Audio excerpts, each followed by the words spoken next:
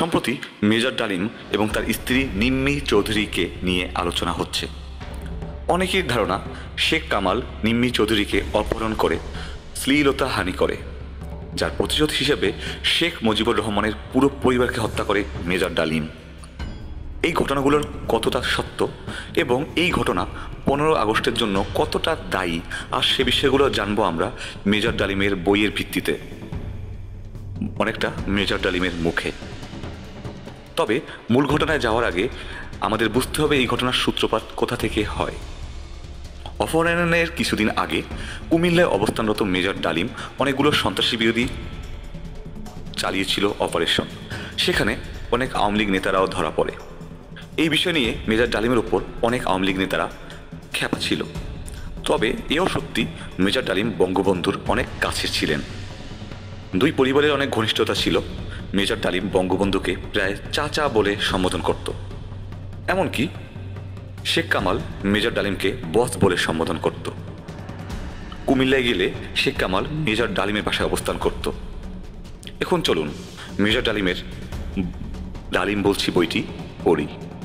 বইটি বড় হওয়ায় এবং বড় আকারে থাকায় আমরা বিভিন্ন জায়গা থেকে নিজেদের মতো করে আপনাদের সংক্ষেপে বুঝিয়ে দেব। এই চ্যাপ্টারটির দিকে খেয়াল করুন। চ্যাপ্টারের নাম আমার স্ত্রী এবং আমি গাজী গোলাম মোস্তফা কর্তৃক অপহৃত হই। 1974 সালের মাঝামাঝি ঘটে এক বর্বরচিত অকল্পনীয় ঘটনা। দুষ্কৃতিকারীরা দমন অভিযানে সেনাবাহিনী তখন সারা দেশে নিয়োজিত।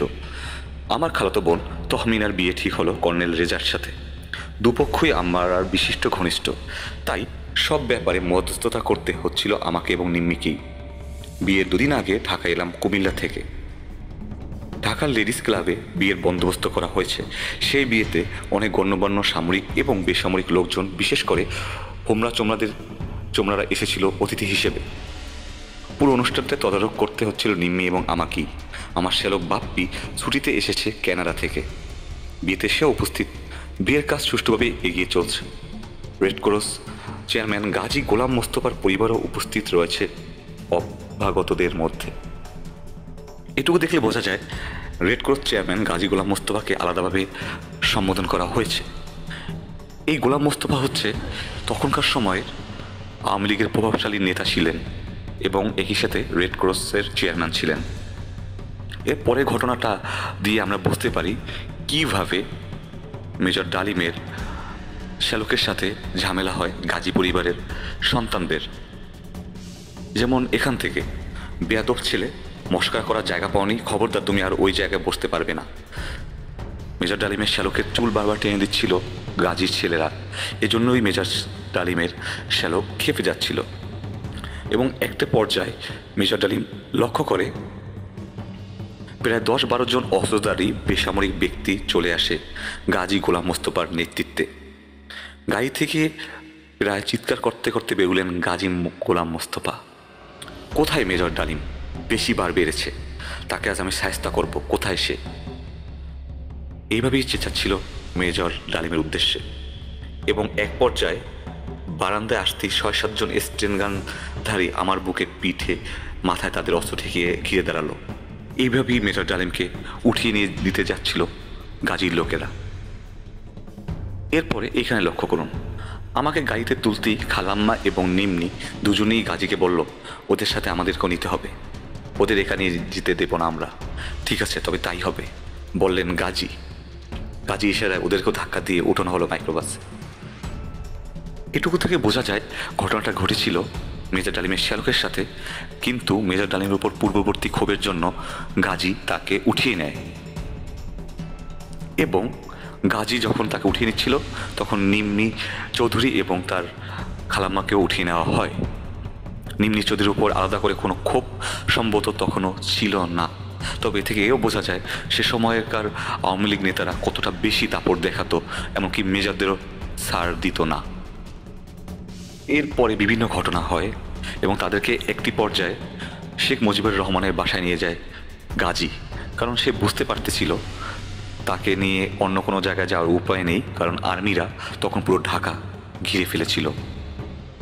এরপর এখান থেকে দেখুন শেখ মুজিবুর রহমান বলছে গাজীকে উদ্দেশ্য করে, হারামজাদা, এটা কি করছস তুই? গাজী উদ্দেশ্য করে গর্জে উঠলেন শেখ মুজিব। চেয়ার ছেড়ে উঠে এসে নিম্মি এবং আমাকে জড়িয়ে ধরলেন তিনি। খালাম্মা ঠিক মতো হাঁটতে পারছিলেন না। কামাল, রেহানা ওরা সবাই ধরধরি করে ওদের উপরে নিয়ে গেল। শেখ সাহেবের কামরায় তখন আমি, নিম্মি আর গাজী ছাড়া অন্য কেউ ছিলেন না। এই জায়গা থেকে লক্ষ্য রাখতে হবে, শেখ কামাল তখন গাজীর সাথে ছিল না। সে সাহায্য করতেছিল মেজর ডালিম এবং তার স্ত্রীকে। বাট এইখান থেকে আমাদের অন্য একটা দিকে নজর দিতে হবে। এইখান থেকে গাজীর বাসা থেকে ফোন এসেছে। বাসা থেকে খবর দিল আর্মি গাজীর বাসা রেড করে সবাইকে ধরে নিয়ে গেছে। শুধু তাই নয়, সমস্ত শহরে আর্মি চেকপোস্ট বসিয়ে প্রতিটি গাড়ি চেক করছে। এই ঘটনা থেকে এও বোঝা যায় আওয়ামী লীগের নেতাদের সাথে তখনকার সময় আর্মিদের কি ভয়ানক রকমের বিরূপ প্রতিভাব ছিল। এরপরে আমরা এখানে লক্ষ্য করতে পারি, নিম্মির কথা শুনে ওকে জড়িয়ে ধরে মাথায় হাত বুলিয়ে আদর করে বলছিলেন, শেখ সাহেব, মা তুই শান্ত হ, হাসিনা রেহানার মতো তুইও আমার মেয়েই। এই ঘটনা থেকে বোঝা যায় শেখ সাহেবের সাথে কত ভালো সম্পর্ক ছিল মেজর ডালিমের পরিবারের। তবে এও স্পষ্ট যে আওয়ামী লীগ নেতাদের খুব ভালো মতো শাসানোর ক্ষমতা তখন শেখ মুজিবুর রহমানের ছিল না। এর পরবর্তী ঘটনাগুলো আপনাদের জন্য সংক্ষেপে বলা যায়। তখনকার সময় আর্মিরা খুব বড় করে চাচ্ছিল শেখ সাহেব যেন এর একটি ভালো বিচার করে, কিন্তু শেখ মুজিবুর রহমান এর যথাযথ বিচার করতে পারেনি বলে দাবি মেজর ডালিমের বই থেকে। এবং এক পর্যায়ে মেজর ডালিম আর্মির বড় বড় স্টাফদের, ছোট ছোট স্টাফদের নিয়ে হুমকি দিতে থাকে, এর বিচার না করলে এর বিচার তারা নিজেরাই করবে। এই ঘটনায় আওয়ামী লীগ এবং আর্মিদের মধ্যে একটি অস্বস্তিকর অবস্থা তৈরি হয় এবং এর পরিপ্রেক্ষিতে 1-1.5 মাস পর মেজর ডালিম থেকে শুরু করে যারা যারা বিদ্রোহ বা বিচারের হুমকি দিচ্ছিল তাদেরকে বরখাস্ত করে আর্মি থেকে, যেটা ছিল শেখ মুজিবুর রহমানের অন্যতম একটি ভুল বা ব্যর্থতা। এর পরিপ্রেক্ষিতেই মেজর ডালিম এবং অন্যান্য আর্মিদের মধ্যে একটি ক্ষোভ দানা বাঁধে এবং যার পরিপ্রেক্ষিতে আরও বিভিন্ন ঘটনা জড়ো হয়ে এক পর্যায়ে এই বিদ্রোহের দিকে এগিয়ে যায় এই আর্মির দল। তো স্বাভাবিকভাবেই আমরা বলতে পারি এই ঘটনার মধ্যে অনেক কিছু সত্য এবং মিথ্যা ছিল। শেখ কামাল কখনোই অপহরণ করেনি নিম্মি চৌধুরীকে, তার শ্লীলতাহানিও হয়নি।